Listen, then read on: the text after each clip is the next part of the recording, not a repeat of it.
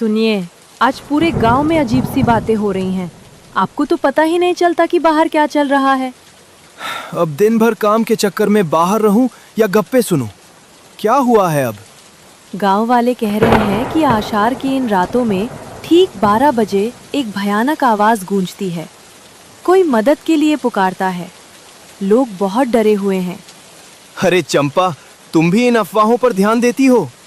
ये हवाओं का शोर होगा। चलो चुपचाप सो जाओ, कुछ नहीं होता ये सब।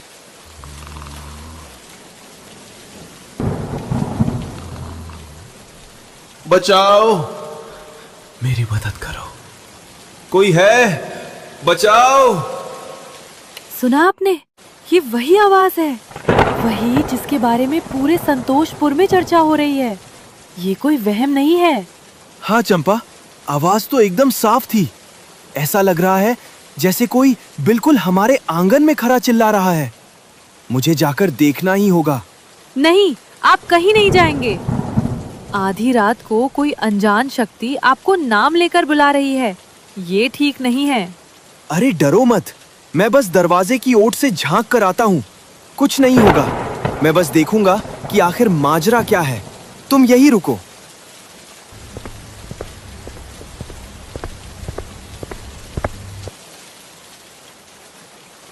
अजीब बात है, कोई दिख क्यों नहीं रहा? साला, ये तो घोड़ा है। अब ये जानवर तो बचाओ बचाओ चिल्लाएगा नहीं। तो फिर आवाज कहां से आई? कोई इंसान तो आसपास भी नहीं दिख रहा।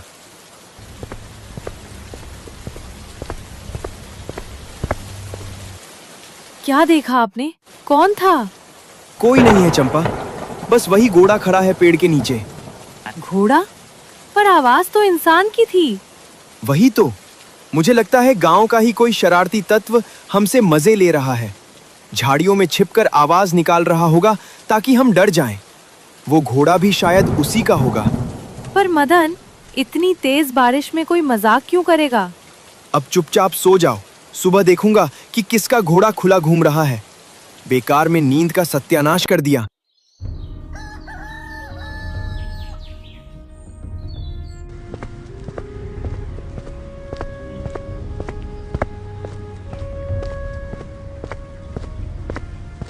अरे, अभी तो सूरज भी ठीक से नहीं होगा और ये गांव वाले ऐसे क्यों भाग रहे हैं जैसे पीछे यमराज पड़ा हो। अरे सोहन, रुक तो भाई। क्या हुआ? सांड बिदक गया है क्या जो सब मैराथन दौड़ रहे हो? अरे मदन, अनर्थ हो गया। मुखिया जी के पुराने कुएं में एक घोड़ा गिरकर मर गया है। गांव वाले उसे बाहर निकाल रहे हैं, वही देखने जा रहा हूं। क्या? घोड़ा? कैसा घोड़ा? सफेद घोड़ा है। डील डॉल से तो बड़ा आलीशान लग रहा है, पर बेचारा रात की बारिश में कुएं में समा गया। चल तू भी देख ले।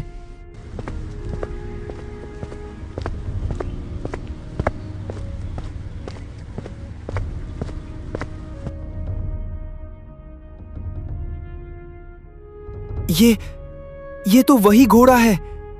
इसके माथे का वो सफेद निशान, ये तो वही है जो कल रात मेरे दरवाजे पर खड़ा था। पर सोहन कह रहा है कि ये रात को कुएं में गिरकर मर गया। तो फिर मेरे घर के बाहर कौन था? क्या वो कोई साया था? नहीं नहीं, ये मेरा वहम है। मुझे काम पर ध्यान देना चाहिए। चंपा को ये सब अभी नहीं बताऊंगा, वरना वो डर के मारे मर जाएगी। मुझे खेत पहुंचना होगा।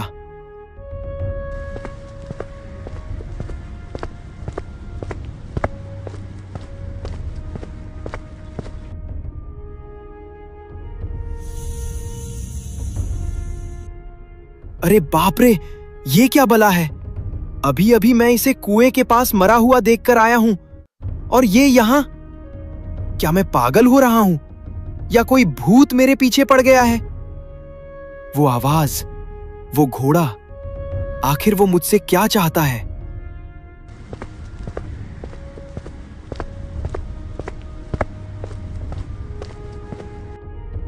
बच्चा, इस भरी दोपहरी में बरगद की छांव में बैठना तो ठीक है, पर तेरे चेहरे की ये हवाइयां क्यों उड़ी हुई हैं? क्या देख लिया ऐसा कि प्राण सूख गए हैं? महाराज, मैं संकट में हूं। मुझे समझ नहीं आ रहा कि जो मैं देख रहा हूं वो सच है या मेरा पागलपन। शांति रखो बेटा। जो दिखता है जरूरी नहीं कि वह सत्य हो, और जो सत्य है जरूरी नहीं कि वो सबको दिखे। विस्तार से बताओ, क्या पीड़ा है? बाबा, कल रात से एक घोड़ा मेरा पीछा कर रहा है। रात को उसने मेरी मदद मांगी, इंसान की आवाज में। आज सुबह उसे गांव के कुएं में मरा हुआ पाया गया, और अब वो साक्षात मेरे खेत में खड़ा है। आखिर ये क्या माया है? बेटा, ये संसार सिर्फ हार मास का नहीं है। कभी कभी कुछ आत्माएं अधूरी इच्छाओं के साथ भटकती रहती हैं। पर मेरा उससे क्या लेना देना बाबा? मैं तो एक साधारण किसान हूं। बच्चा, आत्मा का सफर सदियों का होता है। ये घोड़ा कोई साधारण जानवर नहीं, बल्कि तेरे किसी पिछले जन्म का साथी, कोई गहरा जुड़ाव या कोई अधूरा लगाव है। वो तुझे नुकसान पहुंचाने नहीं आया, बल्कि वो तुझे पहचानता है। वो पुकार, वो मदद की गुहार, शायद वो तुझे कुछ याद दिलाना चाहता है जिसे तू भूल चुका है। पिछले जन्म का साथी? क्या इसीलिए वो सिर्फ मुझे दिख रहा है और मेरा नाम ले रहा है? हाँ, जब कोई रिश्ता अधूरा छूट जाता है तो वो काल के चक्र को पार करके भी सामने आता है। वो घोड़ा तेरा कोई सगा हो सकता है जिसने उस रूप में जन्म लिया हो। डरो मत, उसे स्वीकार करो। जब तक तुम भागोगे वो डराएगा। जिस दिन तुम करुणा से उसकी ओर देखोगे वो शांत हो जाएगा। मुझे क्या करना चाहिए बाबा? आज रात जब वो फिर आए तो डरना मत। उससे पूछना कि वो क्या चाहता है। प्रेम में वो शक्ति है जो भटकती रूहों को भी मोक्ष दिला देती है। जाओ, मन शांत करो।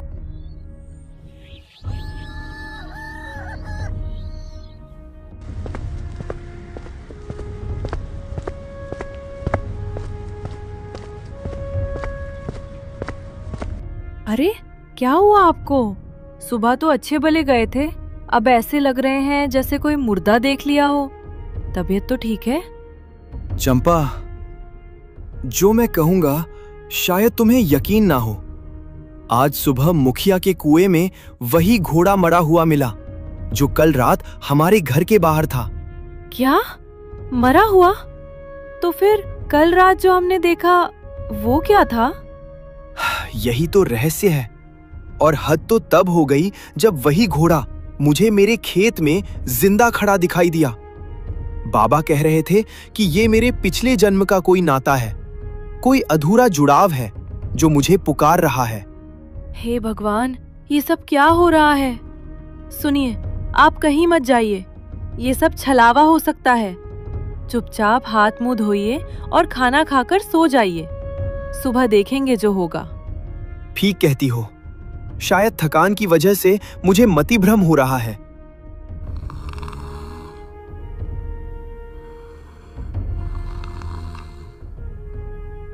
मदन, ओ मदन, मेरी मदद करो। चंपा, चंपा उठो। क्या तुमने सुना? मदन, बहुत दर्द है। कुएं के पास आओ, जल्दी आओ मदन।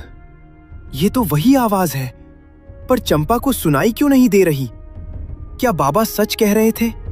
क्या वाकई मेरा कोई पुराना हिसाब बाकी है? कहां हो तुम? बाहर आओ, मुझे डराना बंद करो। यहां, मुखिया के पुराने कुएं के पास। यहां मेरा वजूद दफन है मदन। आओ। मुझे जाना ही होगा। अगर मैं आज नहीं गया तो ये आवाज मेरा पीछा कभी नहीं छोड़ेगी।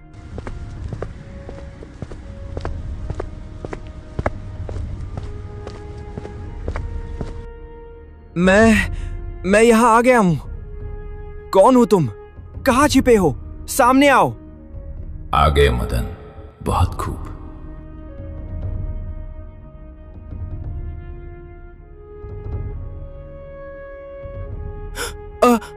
अरे बाप रे, ये क्या बला है? पत्थर की मूरत पानी से बाहर निकल आई। भागो यहां से मदन, वरना आज जान नहीं बचेगी। रुको मदन, भागो मत, डरो मत, मेरी बात सुनो। हे भगवान, ये पत्थर बोल रहा है। मेरी आंखों को क्या हो गया है? या फिर मैं पागल हो गया हूं? तुम पागल नहीं हो मदन। अपनी घबराहट को शांत करो। मैं एक साधारण पत्थर नहीं, बल्कि एक दिव्य जादुई घोड़ा हूं। जिस आवाज ने तुम्हें आधी रात को पुकारा, वो मेरी ही रूह थी। और आप पत्थर कैसे बन गए? और आपने मेरा ही नाम क्यों लिया? मदन, कालिंदी जंगल में एक दुष्ट तांत्रिक है भैरव। उसने अपनी काली शक्तियों से मुझे इस पत्थर की कैद में डाल रखा है। वो मेरी दिव्य शक्तियां चुराना चाहता है। अगर उसे समय रहते रोका न गया तो वो मेरी ताकत पाकर पूरी दुनिया पर अंधेरे और काली शक्तियों का राज कायम कर लेगा। काली शक्तियों का राज? पर महाराज, मैं तो एक मामूली सा किसान हूं। दिन भर मिट्टी में हल चलाता हूं। मैं उस शक्तिशाली तांत्रिक की काट कैसे कर सकता हूं? मैं अकेला क्या कर पाऊंगा? तुम अकेले नहीं हो मदन। तुम्हारे साहस और ईमानदारी की वजह से तुम्हें चुना गया है। तुम्हारी मदद के लिए मेरा सबसे वफादार साथी तुम्हारा इंतजार कर रहा है। कौन साथी? यहां तो सन्नाटा पसरा है। अभी अपने घर की ओर देखो। तुम्हारे घर के ठीक सामने मेरा दोस्त खड़ा है, जिसका नाम पवन वेग है। वो साधारण घोड़ा नहीं है, वो हवा की रफ्तार से चलता है। वही तुम्हें कालिंदी जंगल के उन गुप्त रास्तों से ले जाएगा जहां कोई इंसान कदम नहीं रख सकता। अगर मेरी वजह से दुनिया बच सकती है तो मैं पीछे नहीं हटूंगा। जाओ मदन, पवन वेग तुम्हारा इंतजार कर रहा है। समय कम है और खतरा बहुत बड़ा।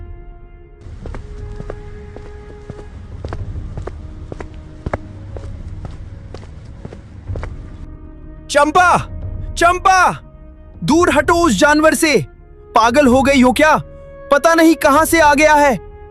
अरे आ गए आप? बड़ी देर कर दी कुएं के चक्कर में। बेचारा पवन वेग कब से आपका इंतजार कर रहा है। पवन? क्या? तुम्हें इसका नाम कैसे पता? और तुम इससे ऐसे बातें क्यों कर रही हो जैसे ये तुम्हारा मायके का कोई रिश्तेदार हो? अरे इसने खुद ही तो बताया। पवन वेग ने मुझे सब समझा दिया है। वो जादुई पत्थर की मूर्ति, वो दुष्ट तांत्रिक भैरव और कालिंदी जंगल का संकट, सब पता है मुझे। हे भगवान, ये दुनिया उलट पुलट हो गई है क्या? मैं वहां पत्थर से बात कर रहा हूं, तुम यहां जीते जागते घोड़े से गप्पे लड़ा रही हो। चंपा, ये बोलता है सच में? हाँ, और सुनिए, अब देर मत कीजिए। पवन वेग कह रहा है कि तांत्रिक की शक्तियां बढ़ रही हैं। आप अभी के अभी निकलिए, रात के अंधेरे में ही रास्ता पार करना होगा। क्या? अभी निकलूं? पागल मत बनो चंपा। आधी रात को बाहर निकलूंगा तो गांव के कुत्ते दौड़ा लेंगे मुझे। और लोग क्या सोचेंगे कि मदन आधी रात को घोड़े से बातें करते हुए जंगल जा रहा है। सब मुझे पागल खाने छोड़ाएंगे। मदन, कुत्तों से मत डरो, वे मेरा रास्ता नहीं रोक पाएंगे। समय हाथ से निकल रहा है। अरे बाप रे, ये तो वाकई बोलता है। साला, ये तो आदमी से भी साफ बोल रहा है। अब तो विश्वास हुआ। चलिए, हिम्मत कीजिए और अभी रवाना होइए। नहीं भाई, मेरी बात समझो। ये संतोषपुर है। यहाँ रात को साया भी दिखे तो लोग लाठी लेकर निकल आते हैं। अभी अंदर चलो सब के सब। और तुम, ओ पवन वेग भाई, तुम भी चुपचाप तबेले की तरफ चलो। हम सुबह सूरज निकलते ही कालिंदी जंगल के लिए निकलेंगे। अभी रिस्क नहीं ले सकता। जैसी तुम्हारी इच्छा मदन, लेकिन याद रहे, तांत्रिक रुकने वाला नहीं है। हाँ हाँ, वो नहीं रुकेगा तो क्या मैं अपनी नींद खराब कर लूं? चलो अंदर, सुबह देखेंगे कालिंदी और भैरव को।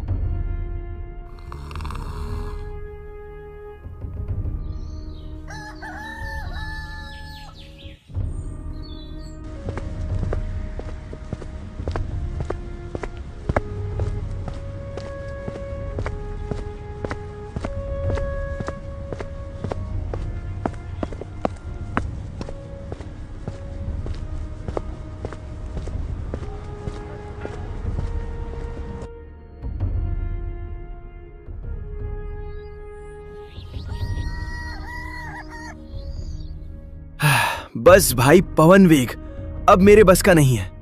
सुबह से शाम हो गई चलते चलते, मेरे पैर जवाब दे रहे हैं। आज की रात इसी आम के बगीचे में गुजारेंगे। देखो कितनी ठंडी छांव है। नहीं मदन, रुकने की भूल मत करो। इस बगीचे की हरियाली पर मत जाओ। यहाँ की हवाओं में मौत की गंध है। ये जगह शापित है। हमें फौरन यहाँ से निकलना होगा। अरे तुम तो हर बात में डरते हो। इतना सुंदर बगीचा और ठीक नहीं है। कम से कम मुझे 2 घड़ी सुस्ताने तो दो।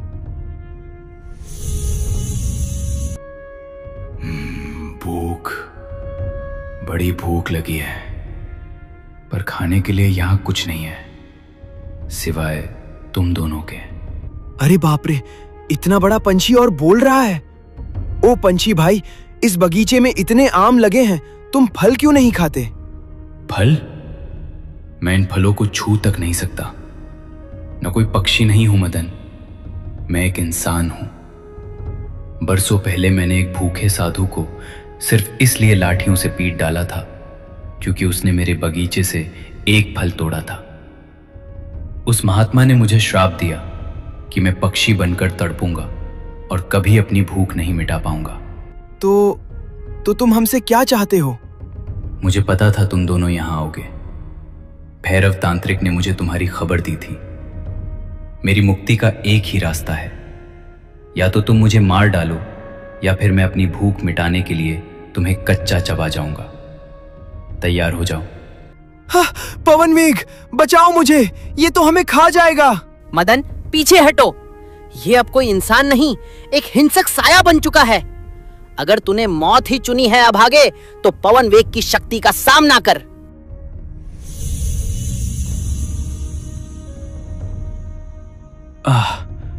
धन्यवाद, तुमने मुझे इस नर्क से आजाद कर दिया।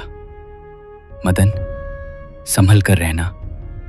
भैरव इससे भी भयानक जाल बिछाए बैठा है। हे भगवान, अगर आज तुम ना होते पवन वेग, तो ये बगीचा मेरी कब्र बन जाता। अभी तो ये शुरुआत है मदन। कालिंदी जंगल का रास्ता ऐसे ही कई पापों और श्रापों से भरा है। उठो, अब हमें एक पल भी यहाँ नहीं रुकना चाहिए।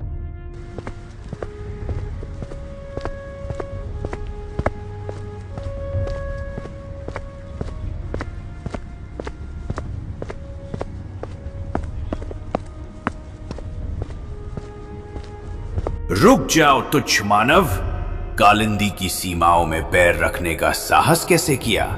क्या तुझे अपनी जान प्यारी नहीं है? अरे ये पेड़ तो साक्षात यमराज लग रहा है। पवन वेग भाई, वापस चलें क्या? डरो मत मदन, ये वृक्ष राज है, इस जंगल का द्वारपाल। ये सिर्फ डरा रहा है। डरो मत बालक, मैं तो बस तुम्हारी परीक्षा ले रहा था। देखो मदन, तुम क्यों उस तांत्रिक भैरव के चक्कर में अपनी जान गंवा रहे हो? मेरे पास देखो। मदन, ये सारा धन, ये सुख सुविधाएं तुम्हारी हो सकती हैं। बस यहीं रुक जाओ, लौट जाओ अपने संतोषपुर। तुम वहां राजा बनकर रहोगे।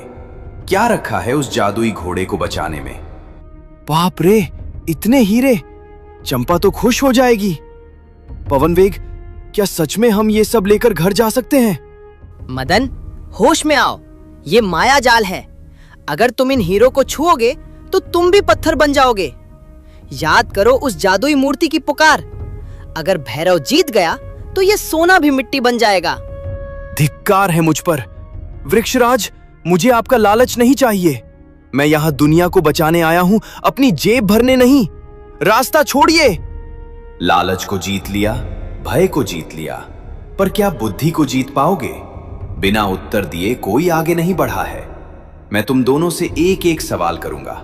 उत्तर सही हुआ तो रास्ता मिलेगा, गलत हुआ तो यही मेरी जड़ों में दफन हो जाओगे। हाँ बाबा, पूछ लो। खेती किसानी में बहुत दिमाग खपाया है, जवाब दे ही दूंगा। मदन, पहला सवाल तुम्हारे लिए। वो कौन सी चीज है जिसे इंसान दूसरों के अंदर तो तुरंत देख लेता है, पर अपने अंदर उसे कभी दिखाई नहीं देती? अरे महाराज, ये तो मैं अपनी पत्नी चंपा के साथ रोज देखता हूँ।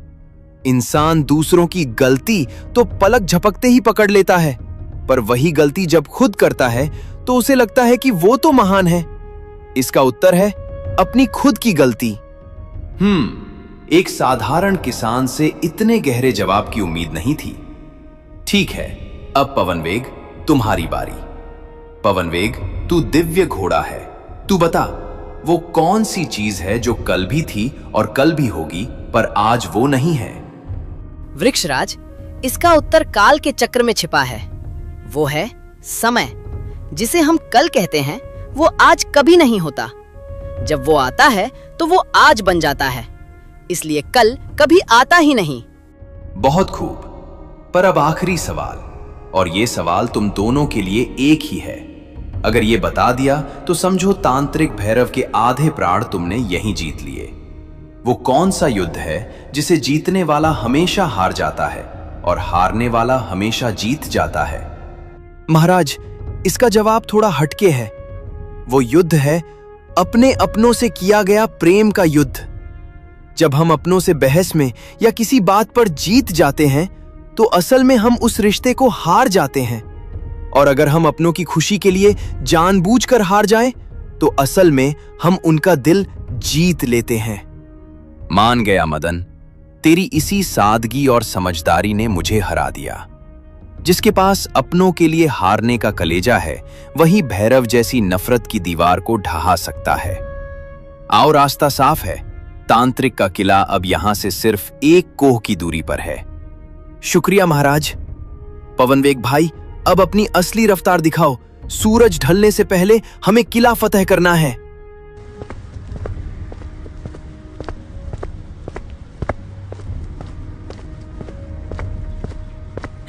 बचाओ, कोई है? मुझे इस नर्क से आजाद करो।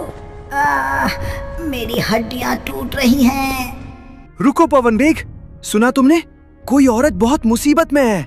आवाज उस दाईं तरफ की झाड़ियों से आ रही है। मदन, आगे बढ़ो, इसे अनसुना कर दो। ये कालिंदी जंगल है। यहाँ जो दिखता है वो होता नहीं, और जो होता है वो दिखता नहीं। ये कोई छलावा हो सकता है। कैसी बातें करते हो पवनवेग? कोई तड़प रहा है और हम मुंह फेर लें? एक इंसान अगर दूसरे इंसान की मदद ना करे तो मानवता शर्मिंदा हो जाएगी। चलो, आवाज का पीछा करो।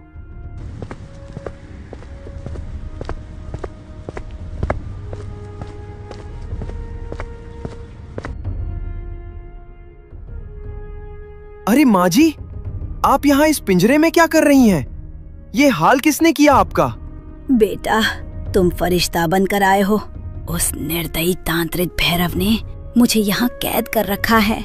मैं तो बस जड़ी बूटियां लेने जंगल आई थी, पर उस राक्षस ने मुझे अपनी कैद में डाल दिया ताकि जंगली जानवर मुझे धीरे धीरे खा जाए। बेटा, मुझे बचा लो, बड़ी कृपा होगी। वो भैरव तो बड़ा ही नीच इंसान है। पवनवेग, तुम खड़े क्या देख रहे हो? अपनी जादुई शक्तियों से इस बेचारी बुढ़िया को आजाद करो। मदन, मुझे कुछ ठीक नहीं लग रहा। इसकी आंखों में वो चमक नहीं है जो एक लाचार इंसान में होती है। तर्क वितर्क छोड़ो और मदद करो, ये मेरा आदेश है।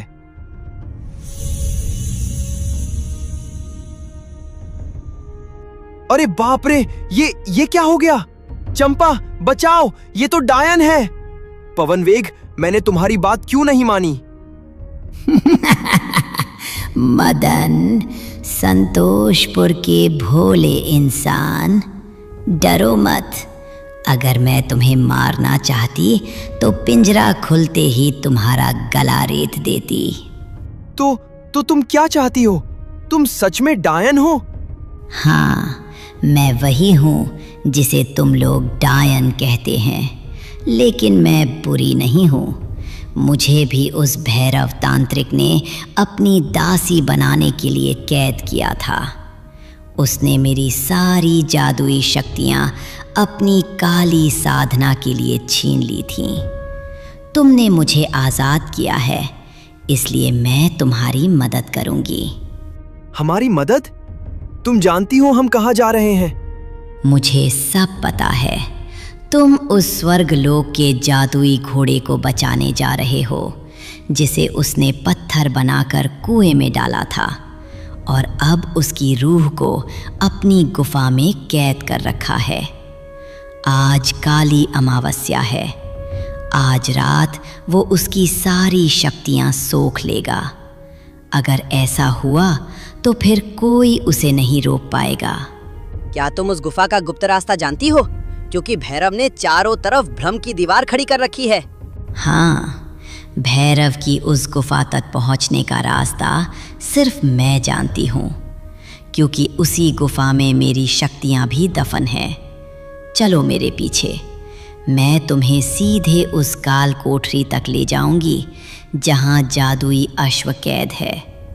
पर याद रहे, वहाँ मौत का पहरा है। जब मौत के मुंह में आ ही गए हैं तो डरना क्या? चलो माँ, मेरा मतलब है चुड़ैल जी, रास्ता दिखाओ। मदन, सावधान रहना। उस गुफा में भैरव ने छाया रक्षकों को तैनात किया है। वे तुम्हारी आंखों को वो दिखाएंगे जो तुम देखना चाहते हो। क्या मतलब? वो तुम्हें तुम्हारी पत्नी चंपा के रूप में मिलेंगे, कभी तुम्हारे पुराने मित्रों के रूप में।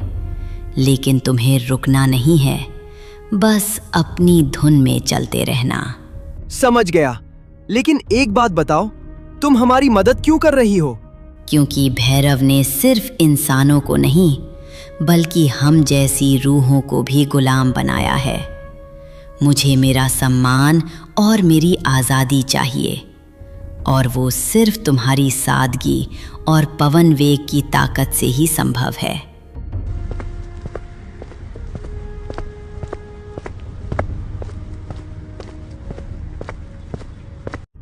मदन, देखो सामने, वो काली पहाड़ी। वही है भैरव की गुफा, जहां समय रुक जाता है और रूहें तड़पती हैं। तैयार हो जाओ, असली युद्ध अब शुरू होने वाला है।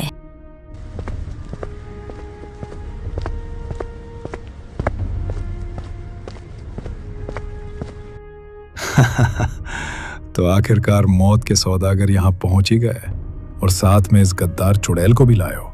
तुम्हें क्या लगा था भैरव सो रहा है? भैरव, तेरा अंत निकट है।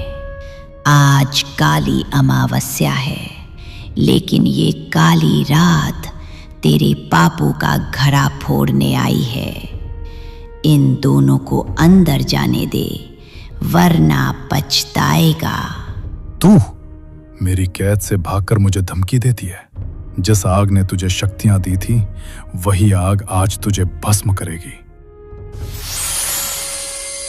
मदन, पवन वेग, रुको मत, अंदर जाओ, इसे खत्म करो। नहीं, इसे छोड़ दो दुष्ट, इसने हमारी मदद की है। देखा, ये अंजाम होता है जो भैरव के खिलाफ जाता है। अब तुम दोनों की बारी है। मदन, तू एक तुच्छ किसान है। तूने सोचा भी कैसे कि तू एक महाशक्तिशाली तांत्रिक का सामना करेगा? मेरी शक्ति से डर, घुटने टेक दे। मैं किसान हूं भैरव, और किसान को मिट्टी से प्रेम करना और गंध उखाड़ना दोनों आता है। तूने एक निहत्थी रूह को मारा है, अब तुम मेरा क्रोध देख। मदन, पीछे हटो। इसकी काली विद्या का अंत अब मेरे हाथों होगा। इसने मर्यादा की सारी सीमाएं पार कर दी हैं। एक जानवर मुझे मारेगा? आओ, मैं तुम्हारा मांस कुत्तों को खिलाऊंगा।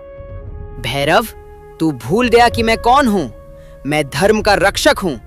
अब सुन वो मंत्र जो तेरे विनाश का कारण बनेगा। ओम वज्रकायाय विद्महे महाप्राणाय धीमहि तन्नो अश्वः प्रचोदयात्।